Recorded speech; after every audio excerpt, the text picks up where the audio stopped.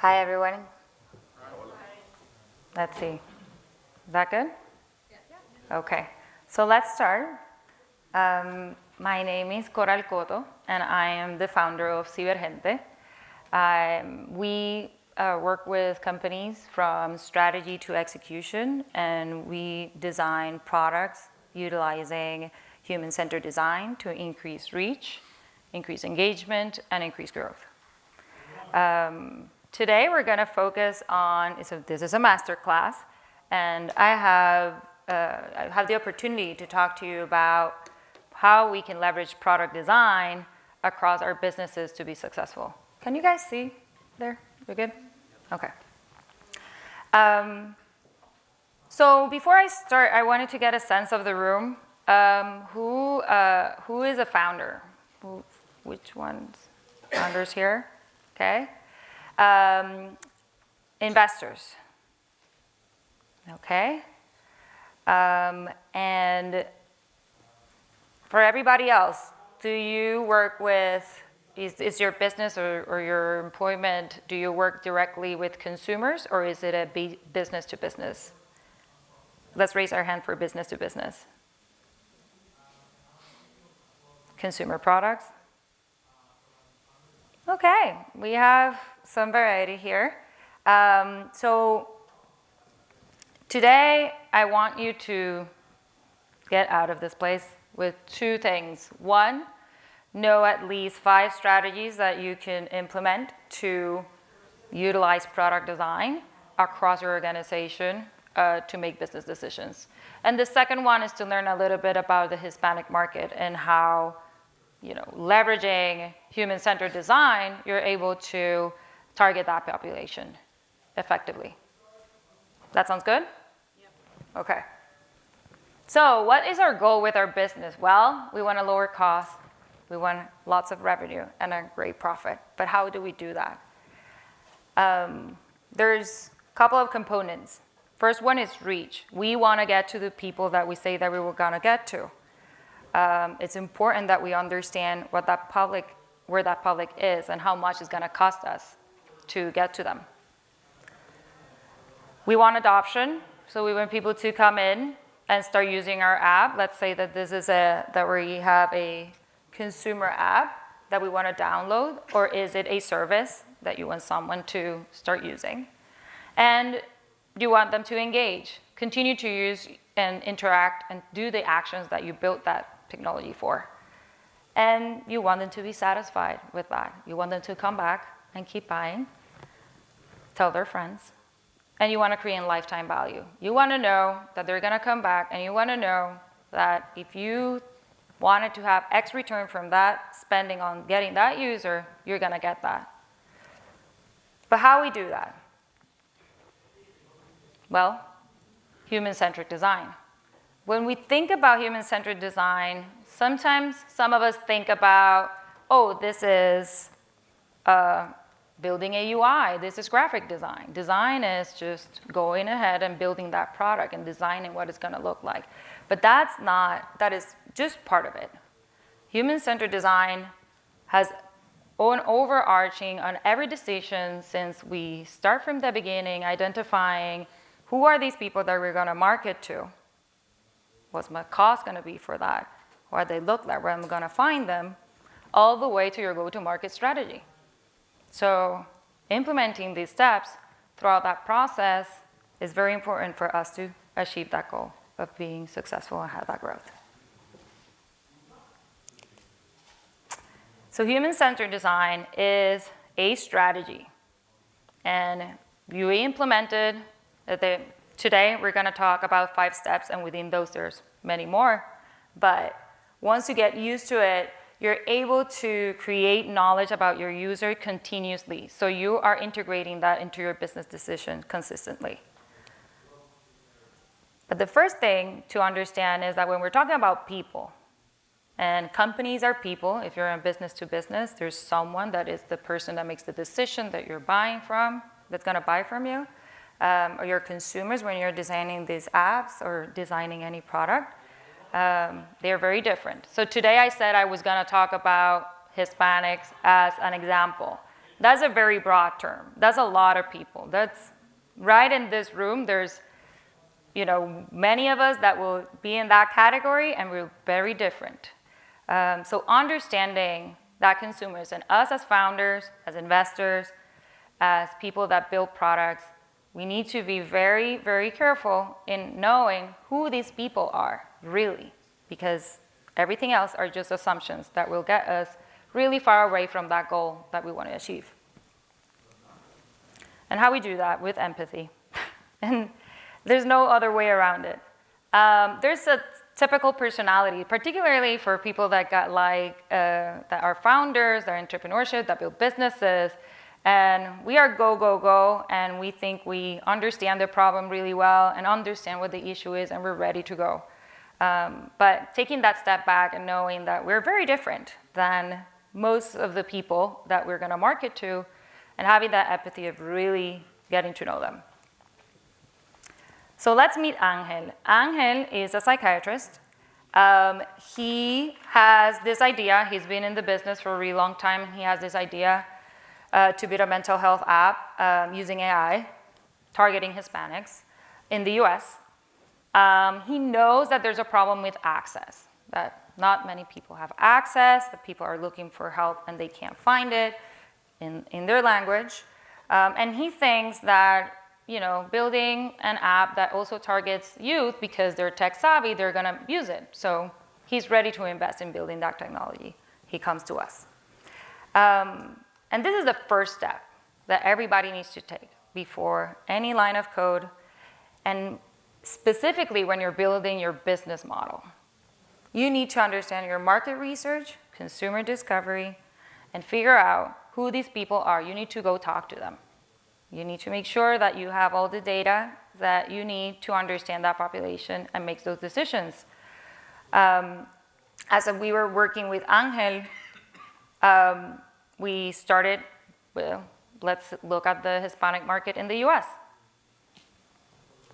So population size of 62 million people, 19% of the US population, and 70% of the overall US population growth from 2020 to 2023. It's one of the fastest growing populations. The median age is quite long quite younger compared to the rest of the overall the United States population of 38.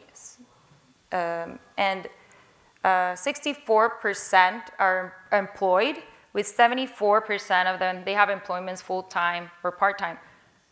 And you can start seeing patterns here. Well, we're working with Angel, 74% employed full-time, part-time. Well, probably my business model is gearing towards more of a B2B, employer sponsored, health plan sponsored, than a direct-to-consumer. Income levels, median incomes is $60,000 compared to an $80,000, which is the average in the US. But they have a spending power of $1.7 trillion. We also found they spend a lot, in billions of dollars a year, in out-of-pocket costs in healthcare. And one important factor was that their language. So Hispanics in the US, 53% speak Spanish and consume everything that they market, every product they use is in Spanish. 53%.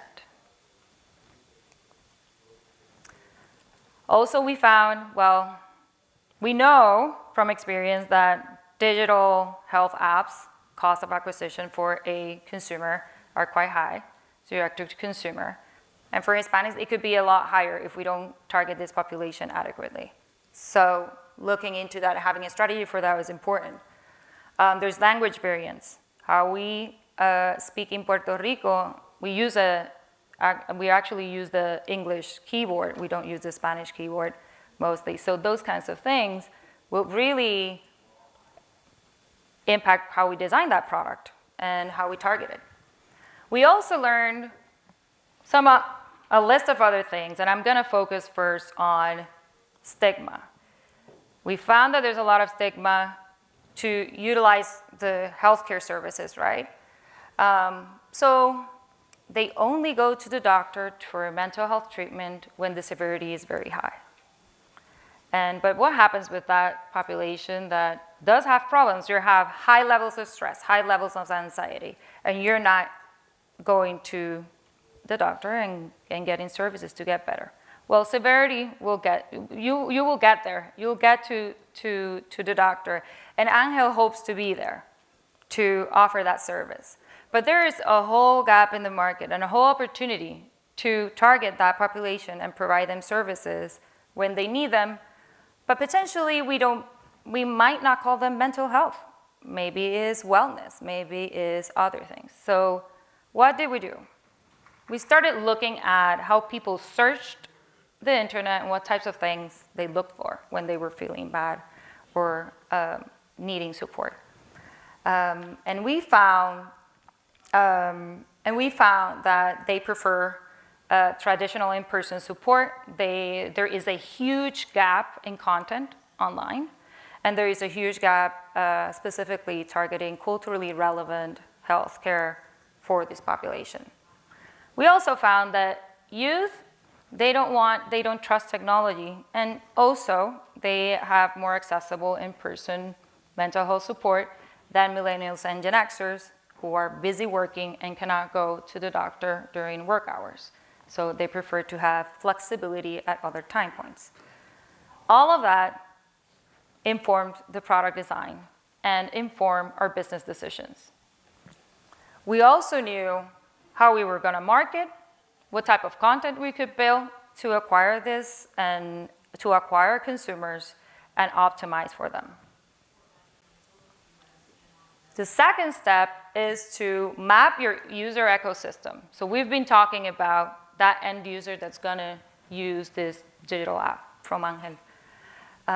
But your ecosystem of users is not only that user that's going to use our app, because as a business, we're going to be focusing on other players. So I call the user ecosystem all the players that relate to that user. And this is an example. So you have your payer. So this could be, if we decide our business model is going to be an employer-sponsored digital health app, your payer is going to be that employer, potentially is going to be that business owner, let's say. So we talk to business owners, and a business owner, they are very interested in the app, and the decision maker is their HR, their chief people officer, and she's going to be making the decision. And so we need to make sure that we understand who that person is, who that payer is, who's going to be your saboteur, maybe other programs, maybe it's going to be legal or, I don't know, accounting, depends. And you also have influencers, potentially the operations person that it's like, hey, we have, we want to support our employees and we want something like this for them. But here we have the user, and there's someone that's going to be recommending and influencing for them to use it. Maybe it's another employee at the company. Maybe it's their spouse saying, hey, let's utilize this service to see if that's something that we want to do. And in some cases, and not in this example, or it could be, there is an indirect user. So there's someone that by using this technology, and I'll give you an example, software used by a pharmacy to process your medications, right? Well, the pharmacist is using the software, but the end, really, the indirect user is you waiting for that medication to get approved and get it to you, right? So when we're designing for something like that, really understanding who we're designing really for and optimizing for it is important. So in this case, in the case of our study with Hispanics for the mental health app, this is one example of one of the ecosystems that we built with an employer as the payer. But we also found from our research that family was completely key in all these process. And it doesn't matter how much we convinced that head of HR, how much we did for that payer. The user is only going to use it if their family is on board with it, because they already went to them. They already talked to them about it. And they are involved in this person's recovery.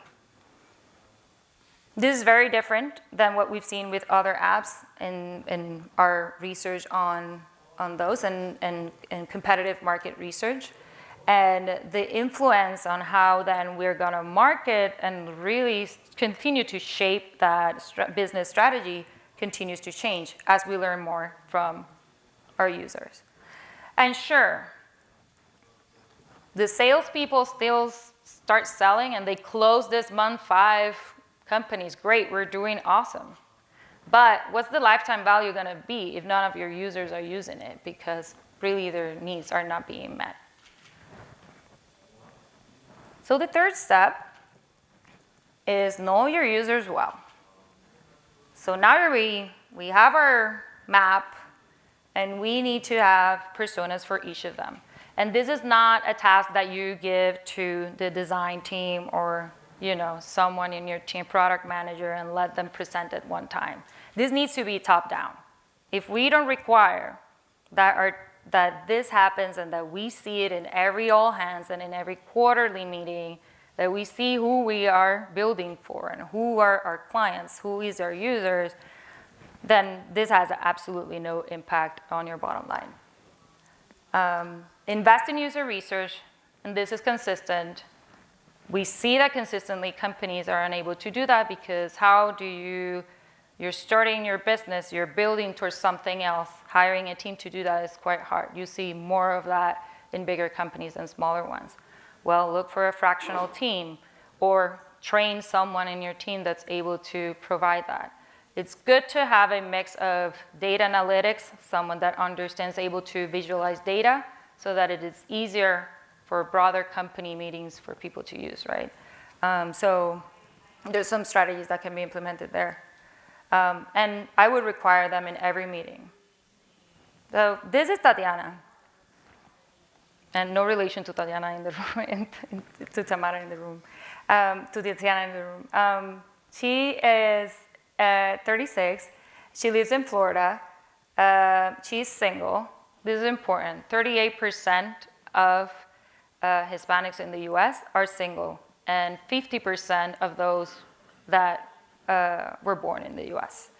And that's 2022 statistics from the census. Her mother and cousins help her a lot.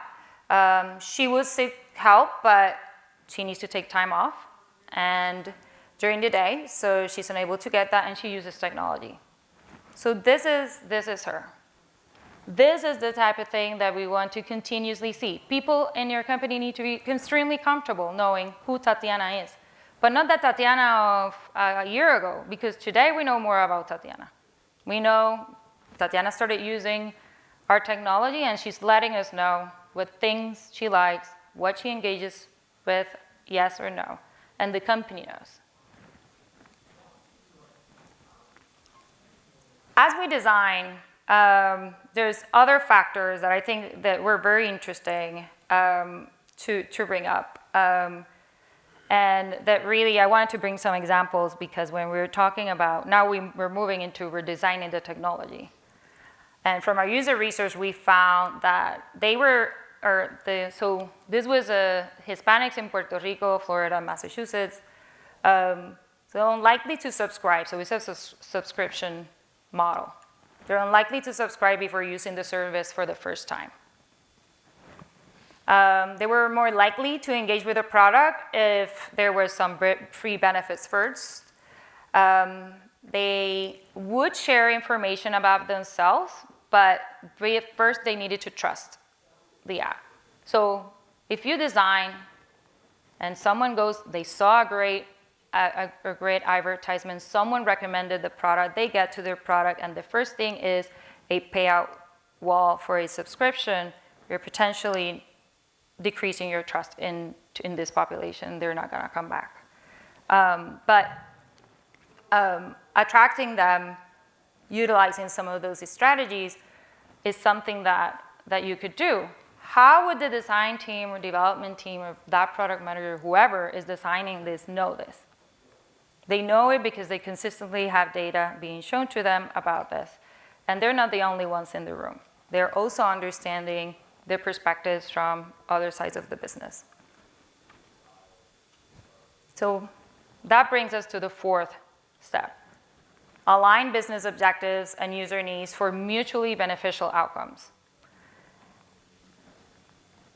And taking a step back, when we're meeting with diverse teams and we're building products, having clear objectives is important. So we have sales objectives, we're gonna sell, we're gonna close this amount of contracts, we wanna achieve X amount of revenue, we wanna have X amount of conversion, we wanna lower our marketing costs to this level.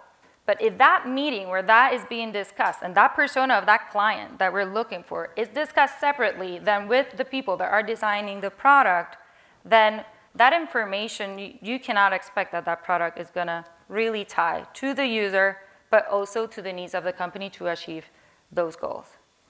I think that's one of the most common things that I see in multiple companies when they are doing strategic planning, where it gets top down, but at the level of design and deciding which features we're gonna build, this discussion was not there.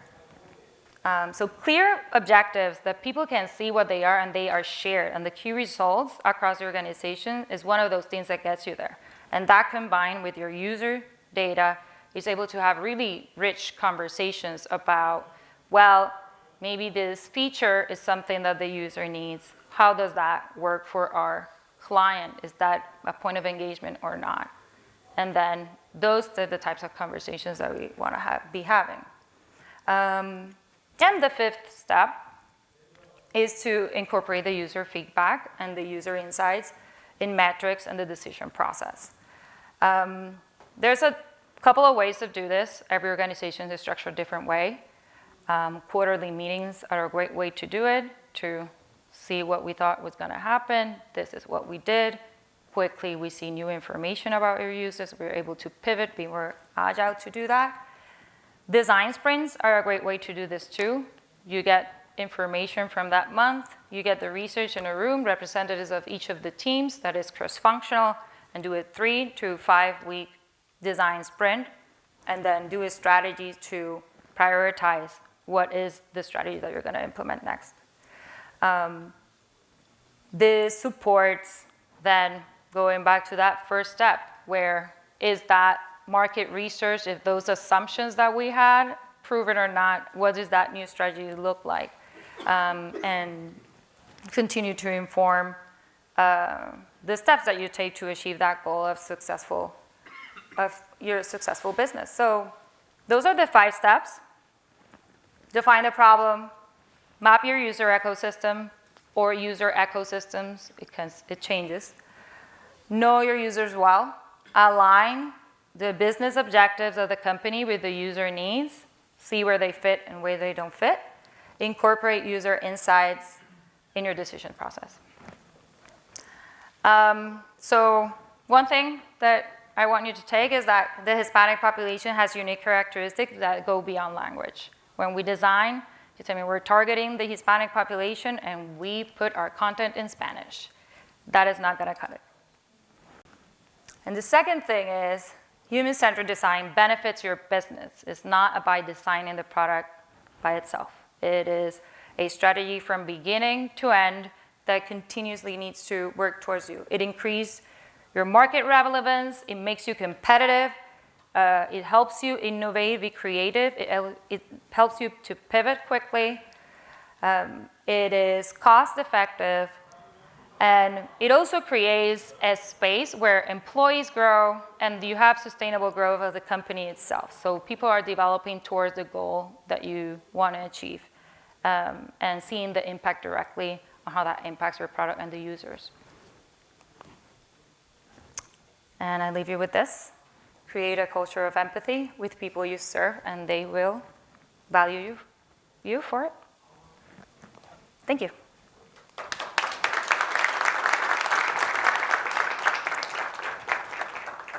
Questions? Comments? When you engage with a client, it sounds like you're doing both larger clients as well as smaller clients. what seems to be the sweet spot based on your experience of the type of client that you are able to engage the most productive? That's a very interesting question. There's two answers to it. The larger client potentially has all the resources for you to leverage to take things faster and really have impact, but you already have structures that are difficult to cross or to work with. A new client is great because you're building with them. With newer clients, there is easier to get a structure for them to work on from the beginning. So they both have a benefit. I like working with both. There is a sweet spot of when we are able to quickly test and see the results as we see adoption and engagement. So that's, I think, a place where a lot of this provides good decision making in that part of the process. Any other questions? Do you guys offer training for businesses in user research and We do. We offer product management and gestión de productos, market research, user research. We have more than 12 years of experience building products, digital products, and bringing products in the market. So our team is specialized not only in creating the work, but also training the people that we work with within the companies that we work for. Mm-hmm. Any other questions, comments? Well, thank you, everyone.